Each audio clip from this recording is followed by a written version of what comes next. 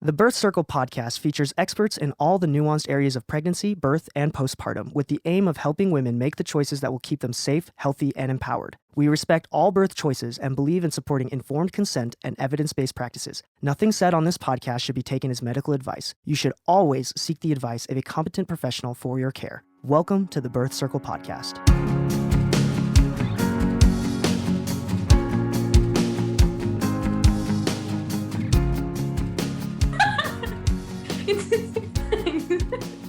We're composed.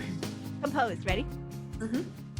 This is Sarah with Birth Circle, and today I'm so excited to have Cortney and Stephanie with me. And as you can tell, we're having a hard time getting ourselves composed because the warm-up discussion was so fun. So I'm really excited to see where this goes. Anyway, Cortney and Stephanie are the founders of a birth course called My Essential Birth. They are certified childbirth educators and doulas, and they have crammed all of their many, many years, right? Many years. Yes, many. But you're both still 23 right now. Yes, thank you. Sure. Yes. They've crammed all their years of experience into creating this beautiful course, the My Essential Birth course. They're also the hosts of the Pregnancy and Birth Made Easy podcast, where they give tons of practical tips and holistic advice for pregnancy, birth, and postpartum. Between the two of them, they have 7 kids and just about every birth experience you can imagine.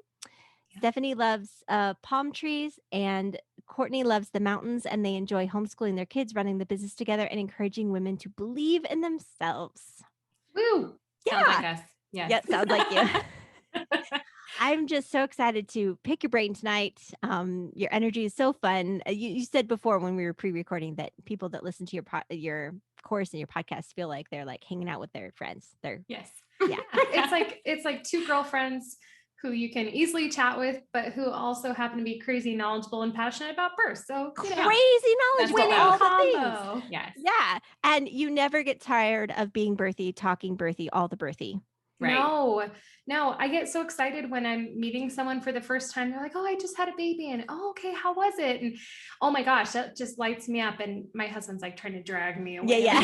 You can't talk to everybody about it. So, yeah. And your kids are probably super good at helping. I mean, your 10-year-old could probably talk circles around birth at this point too. They know stuff. They know transition. They know stages, The best was when my 7 or 8-year-old son came in. He goes, "Mom, I'm trying to get on the computer. What's my uterus name and password?" And I was like, "Oh my God, somebody has a birthing mother." That's awesome. Your mom's a doula if, right? Yeah. That'd be a good podcast episode. I know. Your mom's a doula if. Yes. I like to think though that if we're not bringing this stuff home, if you've had a great birth experience and you're not bringing it home to your children, I think that's doing them a disservice in some ways, because we can have so much influence for good over the attitudes and feelings surrounding birth. I was fortunate in that I grew up in a home where my mom spoke really positively about birth and motherhood. And that, certainly became my philosophy as well. But I know that's not the case for everyone, where people are like, "I was in labor for 40 hours with you." And, I think we can do so much good over their little hearts. Right. Well, and we both have a ton of boys. So between us, there's 6 boys and 1 sweet little girl. But I think how important it is. I mean, you're going to be a husband and a father someday. Oh, and you know what? Gotta know this stuff and how to support. The dads realize how much influence they have over their partner. Oh, totally. Yeah. Like, I know for our last, my husband's like, "Hey, can we try a water birth? I think it would help us. I think it would help us bond and be more." Anyway, I was like, "Ew, gross, be in my own soup." But yes, baby, we will. Right. And it was such a good experience. And I have him to thank for it, for opening my eyes to that concept. And anyway, so how did you guys then get into this crazy world? Well, I started off with childbirth education. I mean, I had my 4 babies, and then we had to be done, which was kind of bittersweet for me. Had some health challenges come up, and, those who can't do anymore teach. And so I became certified and began teaching a 12-week childbirth course and series. And then I loved it so much, and I wanted to become a doula. I didn't want to just teach and have them come back and tell me about their amazing births. I wanted to be a part of them. And so became a doula. And that's actually where Steph and I met, was at a doula workshop. Yes. So That was fun. Yeah. And mine's a little different. I had like a really interesting first birth that ended in a cesarean that I believe was 100% unnecessary. And so it forced me into getting educated. And then I had two really incredible births. One was with an epidural, but a vaginal birth after cesarean. And then my third baby was born at home due to all kinds of circumstances. And it wasn't my first choice. But then when I finished, I was like, oh my gosh, if I can do this, anybody can. And now I have to go tell everybody about it. So same thing. I became certified and I was like, you have to, I was confused. Like, why doesn't everybody want to know this? Cause I'm like, I wish everybody was telling me this. And then you can get on my high horse and people are like, I'm actually good, It's interesting. A lot of my a lot of my conversations are with like boomer men who want to tell me about their wives' experience and about their experience. And I'm like, okay, if boomer men can still be holding pain and confusion around the childbirth of their kids, what are their partners thinking? What are their wives thinking? And their daughters who are now birthing, they're my age, right? So, oh my goodness. Okay. So, then when was this when you guys met? So, I don't even want to know. You're asking all the hard questions. I was going to say, I don't know. When did I become certified? Years ago. It had to have been around, 6-7 years ago? Sure. So you guys have been doing this for a while. We've been here. Okay, so tell us about your philosophy in birth and how it's different. It's different because, we all, as birth workers, we all want everybody to be empowered, and it's such an overused word. We all want moms to have the information they need to give birth the way they need to. But what makes your the My Essential Birth course just special? I'm glad you asked that. It's interesting because Stephanie and I, when we met at this doula workshop, we found out that we were both teaching the same childbirth education course. And it served me well. I'm not going to dog it or anything, but there were some things that I felt frustrated by. One of those was that it was a very strict 12-week series. And so if somebody was coming to us at 32 weeks pregnant, we had to turn them away. And I just felt like that was just such an injustice. I have all this knowledge. I'm happy to share. 32 weeks is still plenty of time. 36 weeks is still plenty of time. 38 weeks is still plenty of time to prepare and have the kind of birth that you want to have and make changes to make that possible. So I didn't like the feeling of having to turn them away. I also didn't appreciate that they were very dogmatic that this is the way you do it. This is only the way you do it. This is the only way you can have an amazing birth. And when I would have my students come back and we would all get together with the babies and share birth stories, sometimes I would get a couple in there and they would almost feel like embarrassed or sheepish, ashamed to tell me about their birth story because they utilized an epidural or because they ended up needing a cesarean.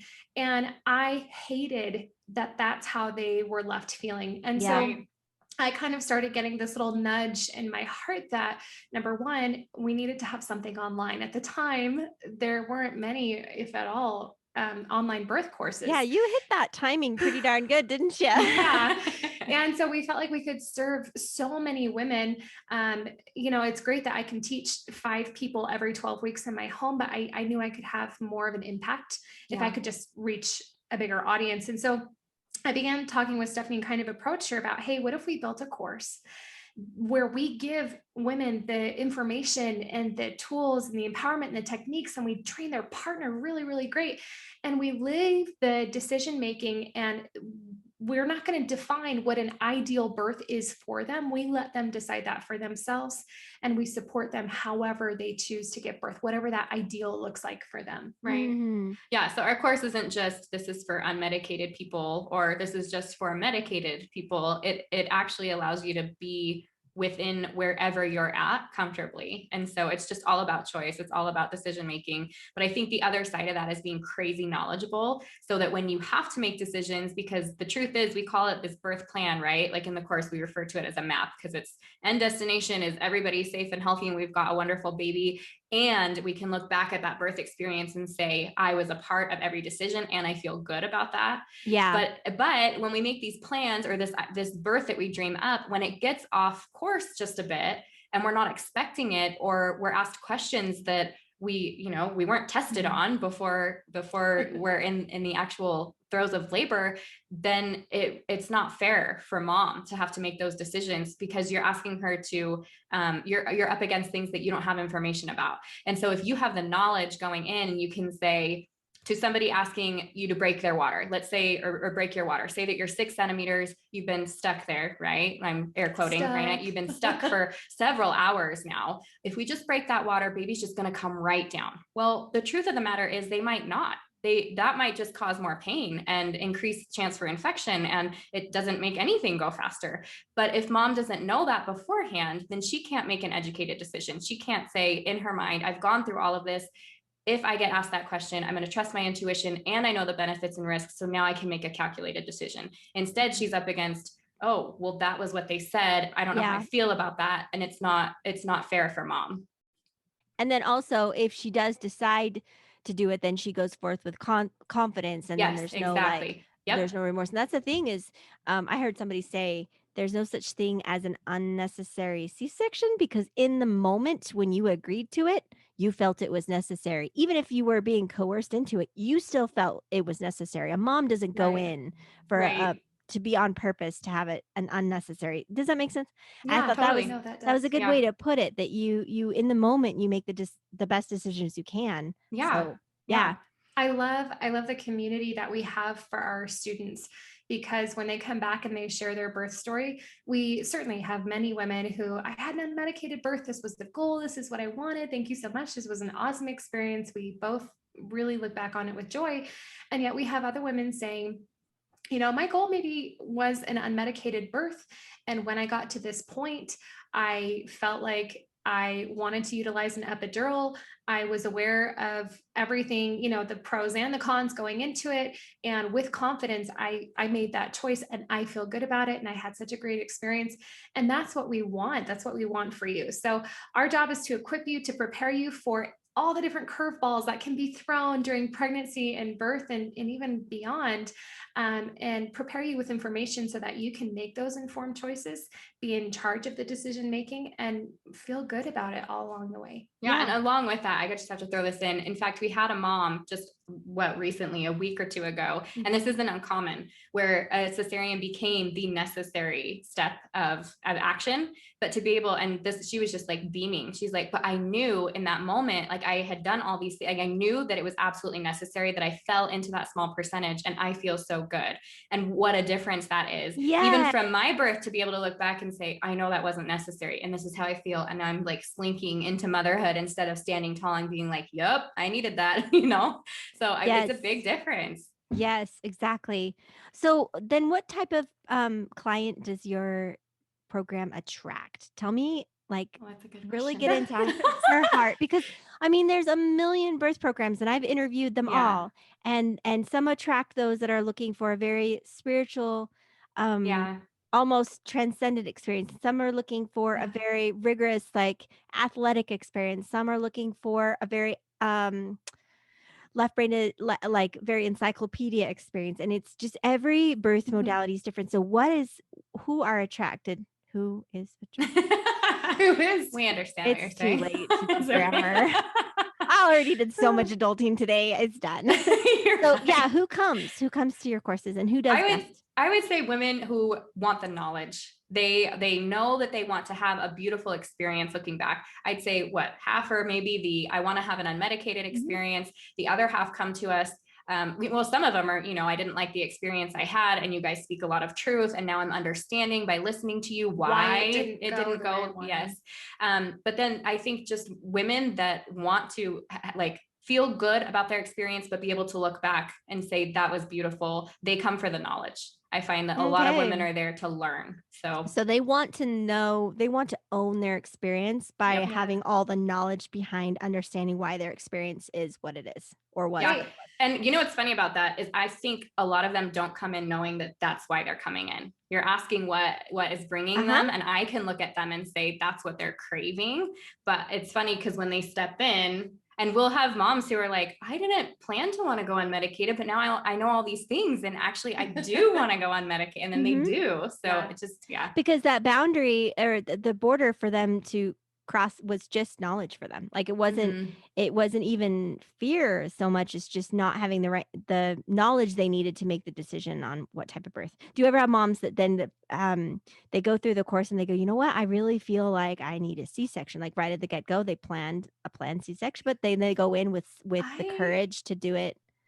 I don't think we've without ever fear? had anyone who chose an elective cesarean birth before. I don't think we've had that situation. We have had women in our course. We had a mom just a couple weeks ago, pregnant with twins, mono die, and she said, you know, I'm almost 39 weeks. I've been talking to my provider. She's totally supportive of letting me go into labor on my own. However, she did present this about, you know, being induced at 39 weeks. And I just want to know, what other information do I need to make a decision? So Steph and I talked to her and kind of gave her, well, these are some things to consider. And, you know, let us know how it goes. Let us know what you decide to do. And she came back, she goes, well, my husband and I, we reviewed the information. We spoke with our provider. We were prayerful about what we should do. And we've chosen induction. Thank you so much. We feel good about the decision. We're excited about that. Perfect. And that's what we want. That's all we're there to do. I think it's interesting because we do have a little intake survey on our course for people when they're just joining. It's like, hey, we're just curious, you know, what are you here? What are you excited to learn? One of the things that we talk a lot about is, you know, there's so much good to be had in the birth world from so many different places. I'm constantly learning from my peers within the birth world. And when I went from just teaching childbirth education classes to also being a doula as well, my mind at that workshop was blown. I had never learned about some of these fetal positioning techniques before. I had never learned about some of these different counter pressure options. And as I began to learn from others within the birth community, I found that I was starting to teach my classes a little bit different. I was starting to throw in, well, hey, I've noticed that my hypnobirthing clients do this really well. And so I'm going to start to incorporate that into what I teach. And so what we like to say is we do our best to take that, the best that the birth world has to offer from all these different aspects and combine it into one place so that you're not taking our course and going, but they're not covering anything on like medical hypnosis. And I kind of wish I knew a little bit more about that. We're pulling from all the good that we've observed in the birth world and preparing the partner. Oh, and the partner. Because that's the other thing we get a lot of is my husband needs to know what's going on. He needs to be able to actually help. It's not a one woman act sideline. Yes. So, yep. Yeah. All right. So I love that you guys are bringing so much knowledge because I think your course would have been perfect. I love to know all the things and all of the things about the things and the data that backs up the things. Yes. But let's be honest, you don't lead with fetal positioning or Bishop's score or any of the other. What's like the basic core things that you would like talk to a newbie about? Like, okay, you're standing in the grocery store and you see a belly. Where does that conversation go? Like, that might not even go towards the course. There's so many places that could go. Yeah. I really do think that there are small, simple things that an expectant mother can do every single day to set herself up for success. One of the first things we tell you is you've got to be working with the right provider. I feel like they can hold a lot of influence over how your birth goes. They're not the end all be all. Like you can have a crappy provider and have a great birth. It's just a little bit more challenging to do so. But it can, when you are partnered with somebody who is completely supportive of what you want or even wants the same things for you that you want, that's magic. Right. And so that's something that anybody can do is make sure they're matched with the best provider for them. The second thing is we always direct people there are 3 exercises that we think every single woman should be doing daily during pregnancy, with some exceptions, right? I mean, there's always some contraindications, but if you can do those, then we can get baby in an optimal position for birth. And I feel like that sets you up for a great contraction pattern and an easier birth as you go. And so we direct them to those, and those are free to download off our site as well. So I think we like to start there, make sure you're with a good provider, do these 3 exercises daily. And as you start to imagine and envision your birthing experience, come back to us and let us help you make that a reality. I think that's the setup for success is you have to be able to envision your birth from beginning to end, walk yourself through who's there, what are you doing, what are you wearing, what is it like, how does it feel to be in that space? And then we can help you set up that exact experience, just lead you along the way. Love that. So you basically kind of give them the tools to think about what they don't know and questioning, what they visualize. Because I guess it's, I mean, I'm just going to make a dumb construction example, but it's, I guess it's like you say, oh, I want to go buy a house. And then the real estate agent says, well, what style do you want? What year do you want it to be built in? Do you want it, up in the mountains? Do you want it down by the lake? And you're like, I never thought about it. Yeah. And then he says, okay, go check out Pinterest and come back to me when you know, because I'm not going to show you 20 houses. I want to, right? So that's kind of what you're asking him to do is kind of figure out kind of what does this look like for you? And you don't have to have that many specifics because you'll help them find that right information. But just like a real estate agent's like, oh, you want a family friendly house. Okay, great. Now let me help you define that. And you do the same thing for them. I love that. And it may not even be like, they may not be able to imagine all the details because they don't even know that they can have those details. But I think most women, whether they've taken a birth course or not, they know how they want to feel at the end of that experience. And so you tell us how you want to feel. Do you want it to be just peaceful and serene and just quiet and like you're basking in this glow of new baby motherhood? Or do you want it to be fun and bright? And, I think that no matter where you are, you can know how you want to feel. And that's a great starting point. Yeah. Yeah. And I think too, watching women, just go through this exercise though. It's interesting because you'll have a mom who is planning for a medicated experience in a hospital setting, at wherever, and you have her walk through this. And on the other side of it, when you ask those questions, she wasn't there. That's not where she was at all. It was a field, or it was in her home. It was this quiet, it didn't match. And so I think helping people understand, are you in the right space for what your mind is telling you you'd like to do? Do they match? And then if not, how to get it there. It's not that a mom in a hospital setting can't have that exact birth that she's looking at in her mind, but how you set it up is really important. I was going to say, for the record, we've never had anybody give birth in a field before. Yes, but that was, it was my extreme example. Not opposed to people giving birth in fields. I always say, if you want to give birth at the dolphins, by all means. By all means. Yeah. I'm a birth filmmaker, and I would say for a long time, I would say, if you're going to give birth in a place I haven't filmed before, you get a huge discount. So I have gotten to do, but I also have not done a field birth. Okay. So note to listeners. Or a car birth. I was like, hey, please hire me for your car birth. I really want to give birth. Oh my gosh. No, not a planned. Well, one of my best friends gave birth in the back of a van. I was like, and you didn't call me because? Yeah. Hello. There may have been a little bit going on. Talk to me a little bit about birth trauma. And the reason I ask you this, I want to know what you do, how you approach birth trauma for first-time moms who've heard it's a thing and are worried about it, and are either super worried about it affects their decision making, or overconfident that they don't think it could happen to them.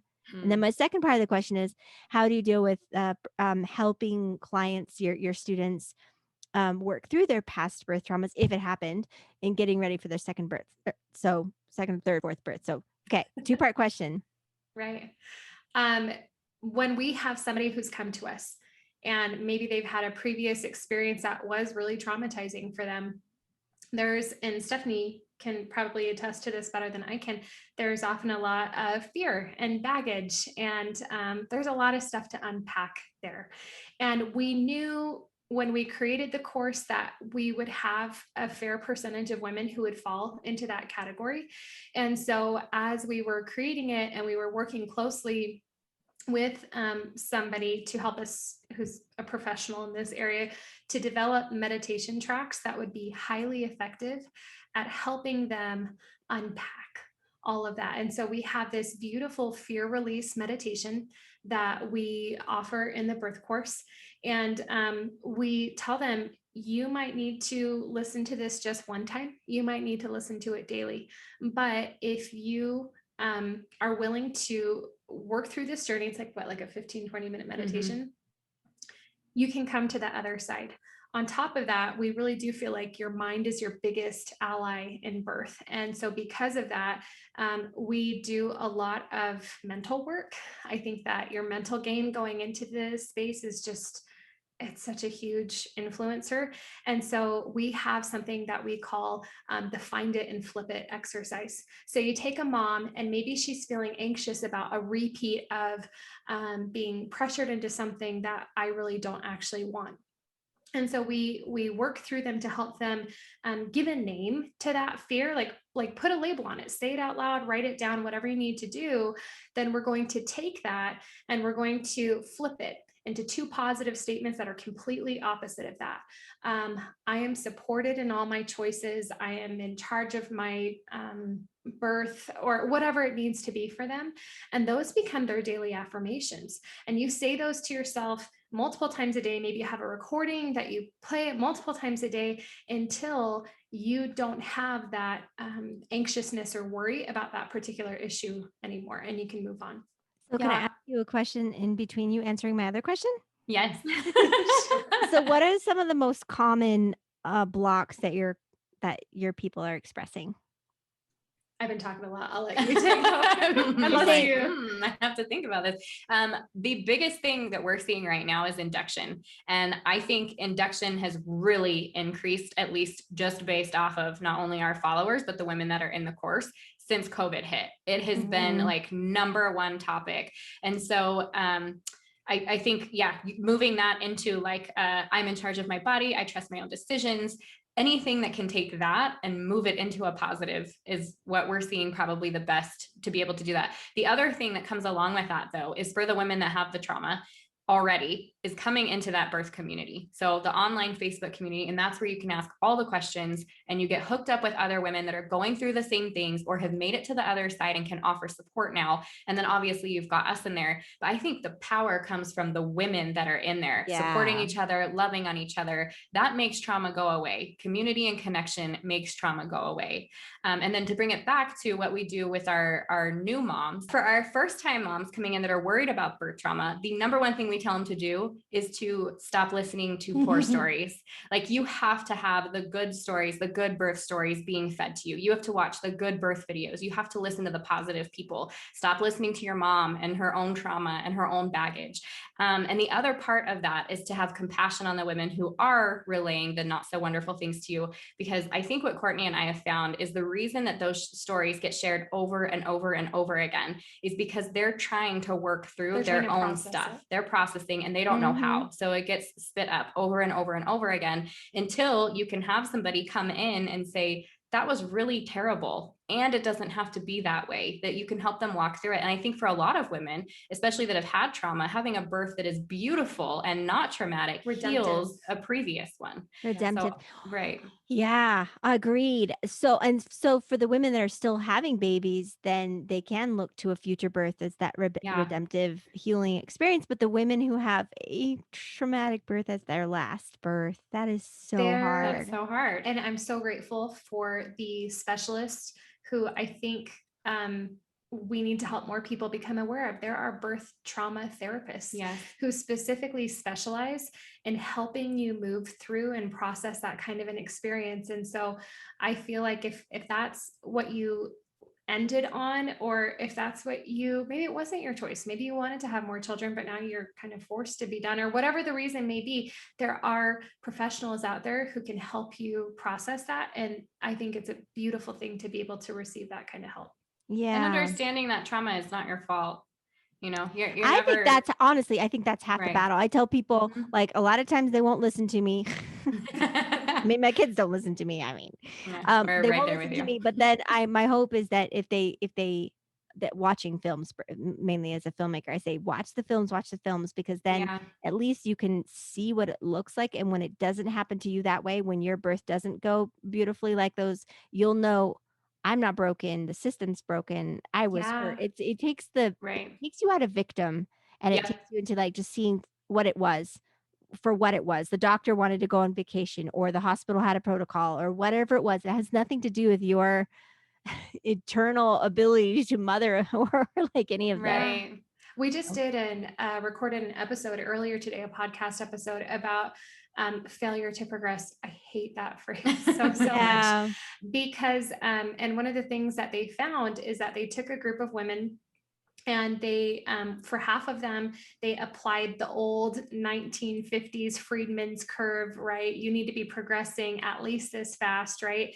And kind of put them with an older system in school of thought. And with this other half, which Stephanie are like, it's so unfair. Why would you want to be with that half, right? Yeah. With the other half, they let them eat and drink during labor. They applied newer understandings and information about birth progression and how you could take a really long time to get to 6 centimeters, and that's okay as long as mom and baby are healthy. And the outcomes were just so different. It was really kind of sad. And in this particular study, women with the older model had over a 20% cesarean rate, which is actually lower than what we have on average here in the United States. But for the women who were given more evidence-based care, it was 10%. And so I just feel, I love what you said, basically, Sarah, that you're not broken. Your body's not broken. Nothing's a failure. The system failed you. And we're sorry about that. And it's okay to feel upset about that. Mhm. Yeah. But that being seen plus that connection and that community, that's more powerful trauma healing Yeah. antidote for trauma than anything, really, right? Right.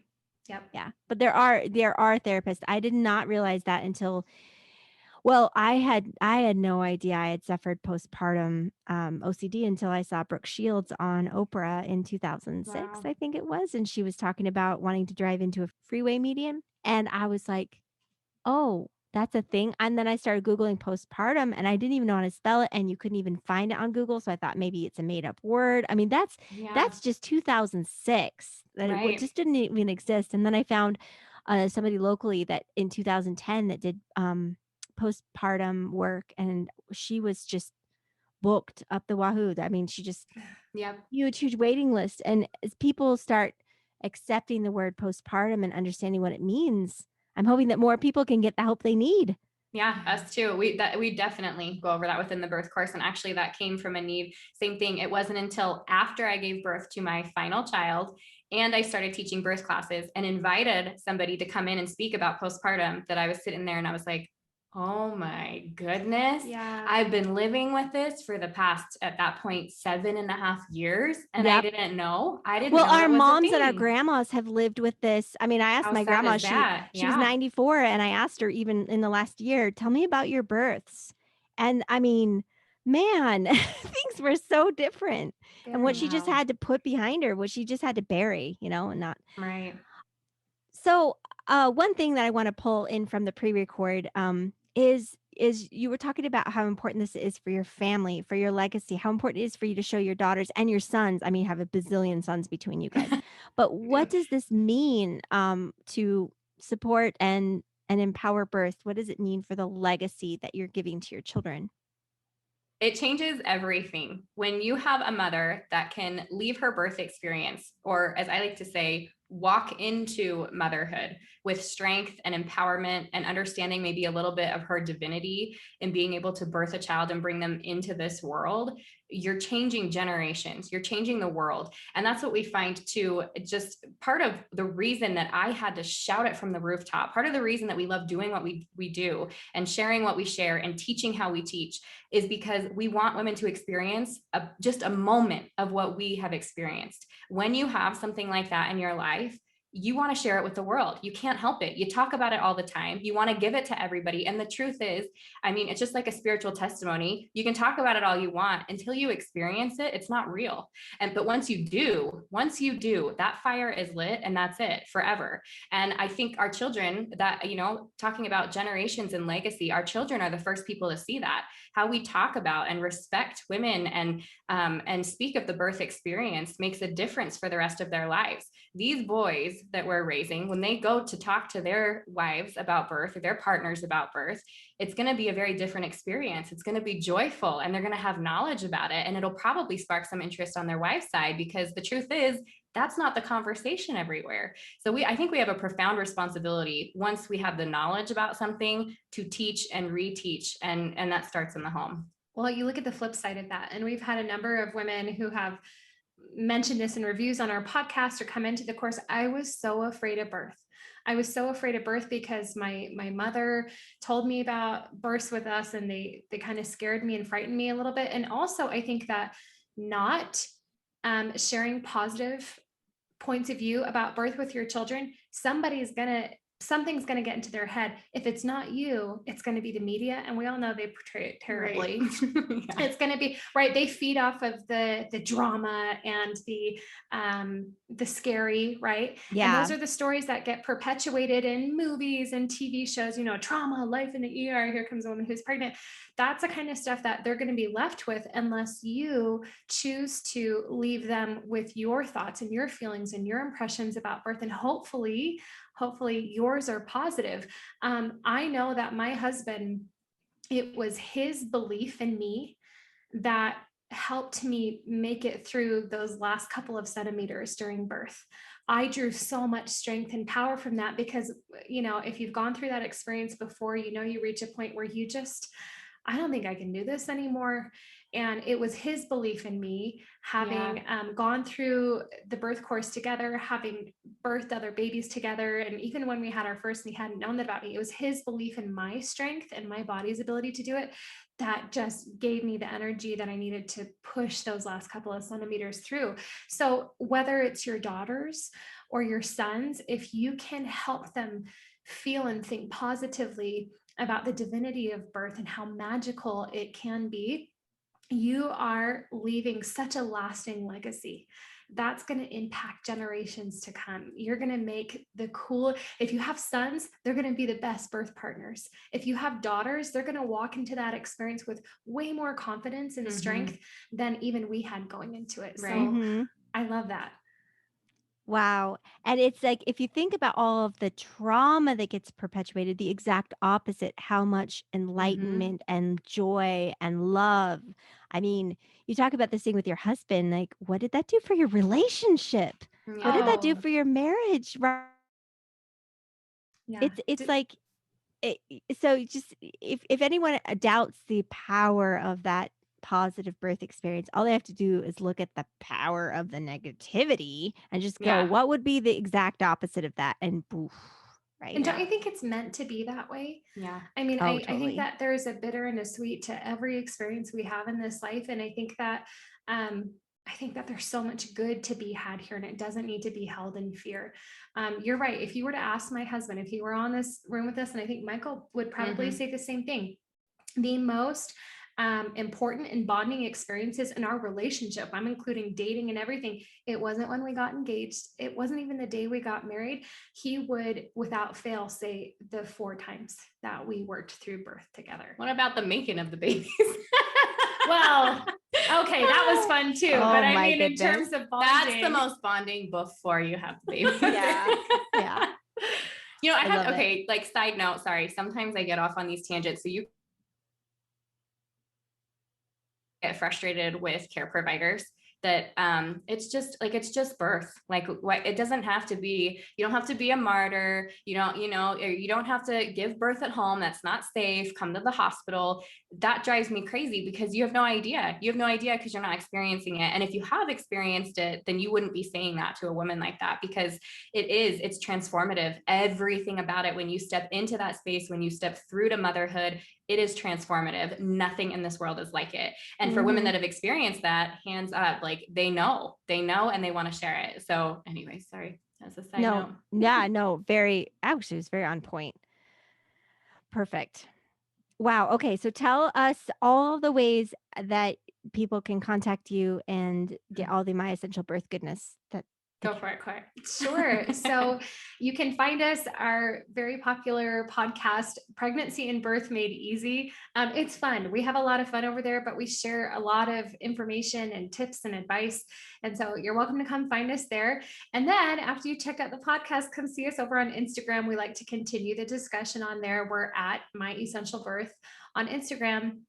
And then if you are liking the podcast, you like what you're seeing on Instagram, our very best work is our birth course. And that's the My Essential Birth course at myessentialbirth.com. But if you go to that site beforehand, you can download our free guide we talked about, right? To do those 3 exercises we want every pregnant woman doing. Anyway, there's lots of great resources on the site for you. And it is a beautiful site. I checked it out before and I have it up now. It's great.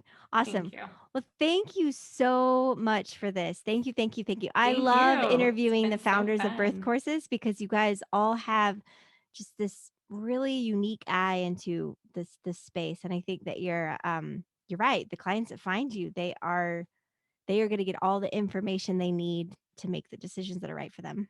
Yeah, So we think cool. so too. Awesome. Thank you, Sarah. Thanks. If you'd like more information about this episode or want me to contact Cortney and Stephanie on your behalf, please always know you can reach out to me at media@birthcircle.com. Thank you.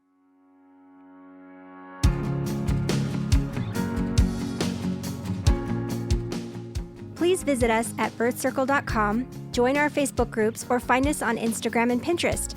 We hope you'll use our resources to support your birthing experience.